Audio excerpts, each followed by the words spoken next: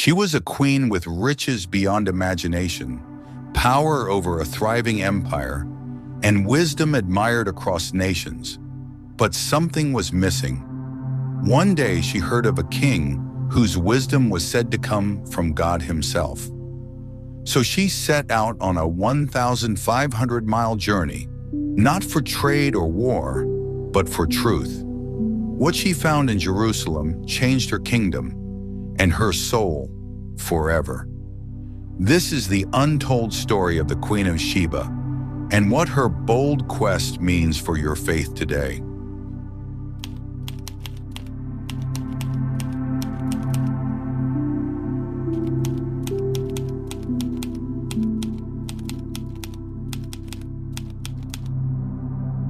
In the ancient lands of the southern Arabian Peninsula, where golden sands met thriving oases and the incense trade enriched kingdoms, there flourished a powerful and mysterious realm known as Sheba. Located in what is modern-day Yemen and possibly extending into Ethiopia, this kingdom was wealthy beyond imagination. Caravans bearing spices, gold, myrrh, and frankincense traveled vast distances, establishing Sheba as a hub of prosperity and sophistication. At the helm of this kingdom ruled a woman of unmatched grace and intellect, Makeda, the Queen of Sheba. Her name is not given in the Bible, but Ethiopian tradition refers to her as Makeda, a monarch of noble lineage, chosen not merely by birth but by destiny. Raised in the courts of Sheba, Makeda was trained in leadership, languages, diplomacy, and astronomy.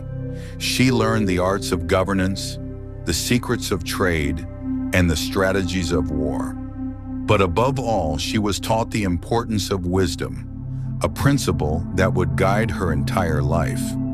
As she ascended the throne, her reign quickly became one of flourishing trade, political stability, and cultural advancement. Under her leadership, Sheba became a beacon of enlightenment and influence in the ancient world. Yet for all her achievements and all the treasures within her palaces, there remained an unanswered yearning deep in her heart, a hunger for divine truth.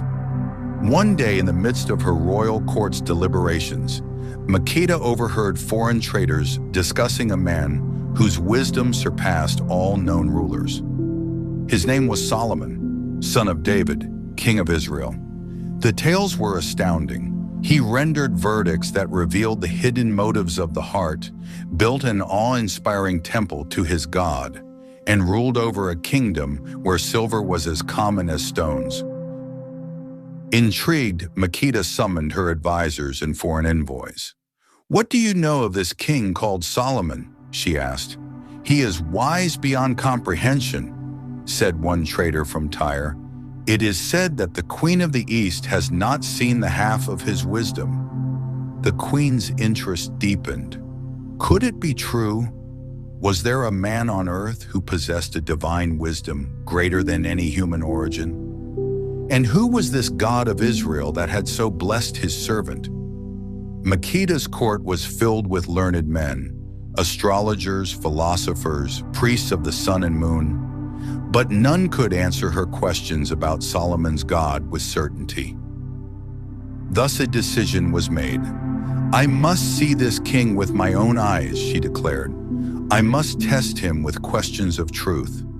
If his God has indeed granted him wisdom, let that truth be known." The journey from Sheba to Jerusalem was no small feat. It spanned over 1,500 miles through deserts, mountain passes, and hostile lands.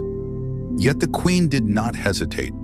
She assembled a grand entourage, camels bearing spices, gold, and precious stones, soldiers for protection, scholars for documentation, and trusted nobles to accompany her. As the caravan moved northward, the queen pondered the riddles she would ask. She would not come merely with gifts, but with the deepest questions of life, governance, morality, and the divine. Her mind teemed with inquiry. What is the source of wisdom? What sustains justice? Is there a truth that transcends the gods of Sheba? Weeks turned into months. At last, the towers and walls of Jerusalem came into view. King Solomon received word of the approaching queen and made preparations to welcome her with honor. Trumpets sounded, gates opened, and the Queen of Sheba entered the city amid great fanfare. Her caravan stretched the streets with exotic splendor. Yet all eyes turned to her, regal, radiant, and resolute. She was led into the palace of Solomon, a place of architectural wonder. Cedar wood from Lebanon, gold overlays, ornate carvings, and the famous ivory throne impressed even her royal sensibilities. But more astounding was the man who rose to greet her, Solomon himself. Clothed in wisdom as in royal robes, Solomon welcomed the queen not with pride, but with humility. "Welcome, Queen of Sheba. Your fame has reached us, and your presence honors this land." Makeda responded, "I have heard of your fame concerning the name of the Lord, and I have come to test you with hard questions." 1 Kings 10:1. And so began a remarkable exchange. Makeda posed questions that touched on law, justice, science, theology, and ethics. She asked about the stars, the soul, the purpose of kingship, and the nature of truth. Solomon answered each one with clarity and depth, drawing not from human intellect alone, but from the divine wisdom granted him by God. She was astounded. The scriptures say, "There was nothing so hard for the king that he could not explain it to her." 1 Kings 10:3. More than the answers, it was the peace that radiated from Solomon that astonished her. His palace order, his servants' conduct, the offerings in the temple, all bore a reflection of divine order. She began to understand that Solomon's wisdom was not his own, but the result of a relationship with the true and living God. Then the Queen of Sheba said to the king, "The report I heard in my own country about your achievements and your wisdom is true. But I did not believe these things until I came and saw with my own eyes.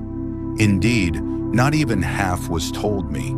In wisdom and wealth, you have far exceeded the report I heard. How happy your people must be. How happy your officials who continually stand before you and hear your wisdom. Praise be to the Lord your God, who has delighted in you and placed you on the throne of Israel." Here something profound happened. A foreign queen, a Gentile ruler, acknowledged the God of Israel. Her words were not mere flattery. They were a confession of truth. She recognized that the source of Solomon's greatness was not his own might, but the favor of the Lord. She then gave Solomon her gifts, 120 talents of gold, large quantities of spices, and precious stones. Never again were such spices brought in as those the Queen of Sheba gave to King Solomon. In turn, Solomon gave her everything she desired and asked for, including gifts of his own. But what she took back with her was far greater than material wealth. She carried back wisdom, revelation, and the knowledge of the one true God. Upon her return to Sheba, Makeda was never the same. Her reign entered a new chapter, one of justice inspired by divine wisdom. She reformed laws, promoted righteousness, and taught her people the truths she had learned in Jerusalem. Some traditions, especially in Ethiopia, claim that she bore Solomon a son, Menelik the Mephrin, who would later return to Israel and bring the Ark of the Covenant to Ethiopia, founding a royal dynasty that claimed descent from Solomon himself. The Kibra Nagast, an important Ethiopian historical work, recounts this narrative in great detail, asserting that the Solomonic dynasty ruled Ethiopia for nearly 3,000 years, ending with Emperor Haile Selassie in the 20th century.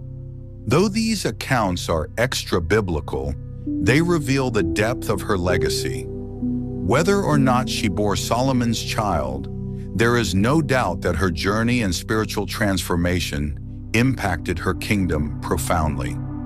Over 1,000 years after her historic journey, her story is resurrected by the lips of none other than Jesus Christ. In Matthew 12:42, Jesus says, "The Queen of the South will rise at the judgment with this generation and condemn it, for she came from the ends of the earth to listen to Solomon's wisdom, and now something greater than Solomon is here." With this, Jesus honors the Queen of Sheba as a model of spiritual hunger and responsiveness to truth. She was a Gentile, a woman, and a foreign ruler.